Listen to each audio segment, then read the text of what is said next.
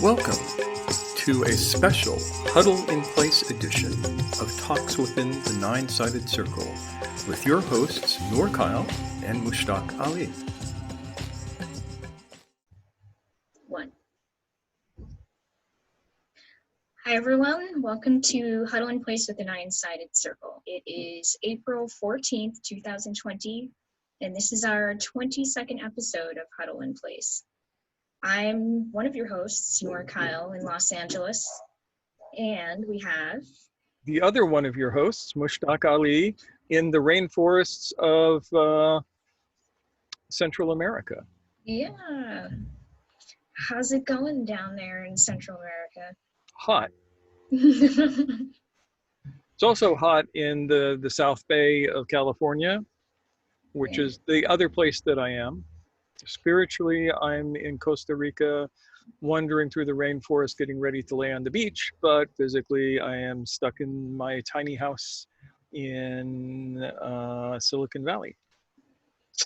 Well, we do what we can, right? Yes.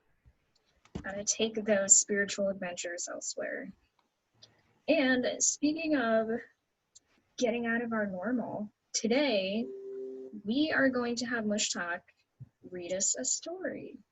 We're going to change it up today. Yeah, we've been very serious for the last few days. Yeah.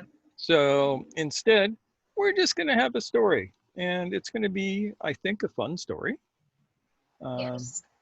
And the title of the story is The Fine Print, a Moral Tale for Seekers. Shall I just leap right into it? Leap. Yes, I would love for you to just leap right into it. And today's a chill day, so sit back and relax, take it easy, take your mind off of everything, and let me take you to a far-off land. Once, there was a man who desired eternal life beyond all else. His name was Salim. And there came a day in his life when he realized that he was going to die. Before, he had a sort of vague intellectual idea about his own death.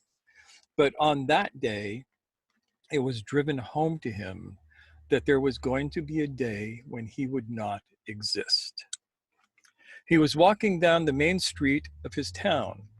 It was not much of a town. The streets were dirt, with ruts from the wheels of carts and wagons that had passed during the last rain. But it was a good town, as towns went. On this day, as Salim was walking, a cart came speeding around the corner just as one of the numerous stray dogs was crossing the street. The cart's wheel struck the dog with a sound like a club being slammed into a watermelon. The dog was thrown through the air and landed right at Salim's feet. The dog looked up at Salim, took one bubbling breath, shuddered, and died. Salim could see the light go out in the dog's eyes. He thought, that could have been me. Then it struck him. One day that will be me. And Salim's soul shuddered. Salim had a wife and a son. His wife was a young woman with large dark eyes and black hair. She had a simple way about her. Salim went to her and told her, I know I'm going to die. I don't want to die. She tried to comfort him. She held up their son and said, all things die, my husband, but look at your son. Here is your immortality. But this held no comfort for Salim. After weeks of thinking over and over to himself, I am going to die. One day I will not be. I cannot stand the thought. Salim left his wife and son. He left the town where he had been born and had grown to manhood. He went in search of a way to escape death. Salim went to the city, to the place where the learned men lived. He spoke with a poet. The man showed Salim a book and said, here is my immortality. If I speak my truth clearly enough, my words will endure. This gave Salim no comfort. A doctor told him, one day we will defeat death, but not today or tomorrow. A priest told him, obey my words and God will bring you back from the dead. But Salim did not want to go to death in the first place, so he turned his back on the priest. In his search, Salim began to hear of an old dervish who lived high in the mountains called the Spine of the World. It was whispered by the locals in the towns that nuzzled up against the foothills of the mountains that the old man was a sorcerer and had been alive in the time of their fathers' fathers' fathers, and that he knew many secrets, especially the secrets of life and death. So Salim set out into the mountains to find the old man. After many days of hard travel, Salim came upon a camp. Sitting by the fire in front of a brush hut was an old man. Salim eased himself down by the fire and reached into his pack. He pulled out a can of dates, a can of coffee, which he sat in front of the old man. The old man opened the can of dates and ate a few. He then offered the can to Salim. He didn't want to take it. Salim had heard that sugar is bad for health, and he was afraid. But Salim realized that he was even more afraid of this old man. So he took some dates and ate tentatively. Good, good, nodded the old man. Tell me, boy, why have you come here? So, starting hesitantly, Salim explained his feelings, his fears, how he had left his wife, his child, his village, and his work to find the answer to his dilemma. He looked at the old man and said, "Please help me, I don't want to die." The old man sat and stared at Salim for a while. Then he said, "So you have abandoned everyone and everything in the faint hope of finding immortality?" "Yes," Salim replied. "You have abandoned the woman who you took to wife and your child in hopes of living forever?" "Yes," Salim said. "You are willing to give up everything to escape death?" "Yes," Salim replied. "Know this, boy, there are many paths to immortality, and the way that we hunt it determines which path is correct for the correct one in the end." The old man gazed into the fire for a time and then said to Salim, "Your hunt will demand much from you, but you are willing to leave everything, so this will not be a problem for you."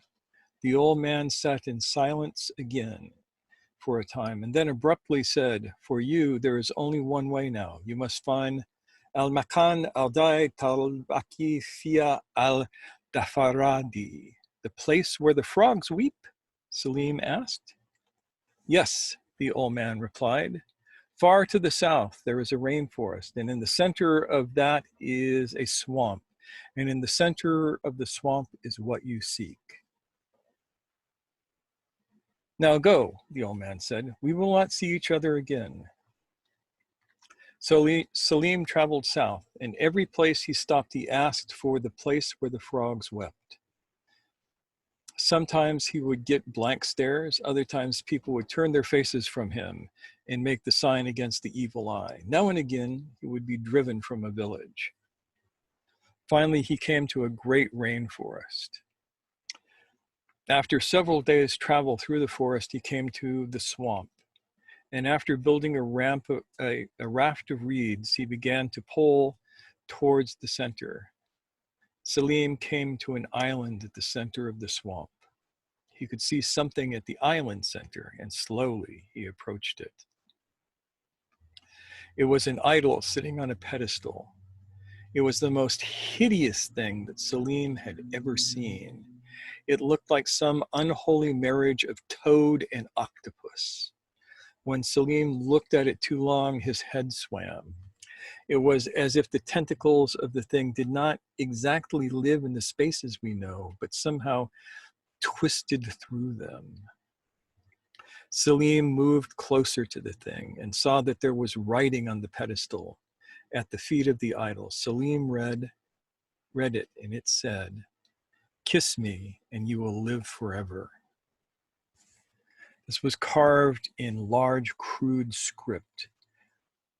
"This is it," thought Salim. "Do I have the courage to do this thing?" Salim steeled himself and pressed his lips against the twisted mouth of the statue. It was like being struck by lightning. Salim's body twisted and writhed on the dank grass in front of the idol. Salim felt like his body were being cooked, rendered for tallow. He could feel something oozing from every pore. He realized through his agony that death was being cooked from him like so much rancid fat, and that his death was being absorbed into the ground in front of the idol. With that, Salim passed out from the pain. Salim woke up sometime later. Things were different. He could not see well. His vision was fine from the sides, but he had trouble focusing directly forward. He thought that he had been transported to another place. All around him were gigantic fronds, and in front of him was a huge version of the idol. The one that he had kissed had been about the size of a man. This one was several stories high. Salim saw that there was writing carved into the pedestal of this one as well, smaller and nearer to the ground. He could not quite make it out. Salim tried to get up and walk over to see what it said, but his legs refused to work correctly. After a time, Salim crawled over to the enormous statue. He read the words carved into the stone. "You will be a frog, but you will live forever." And Salim wept.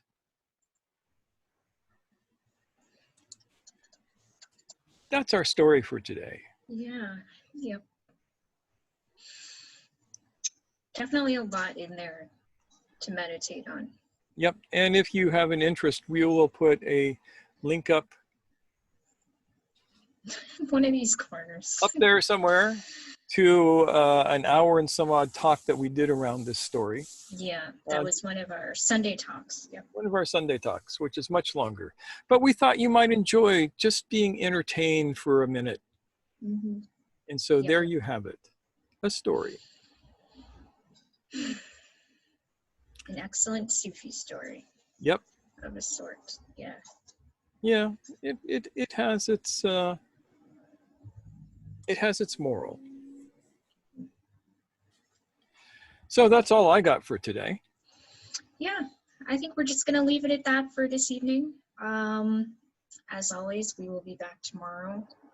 Take care of each other. Take care of yourselves. Feel free to comment below.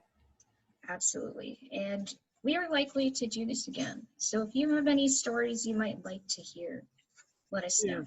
We have millions of them. So, yeah. All right. So with no further ado, we will say goodbye.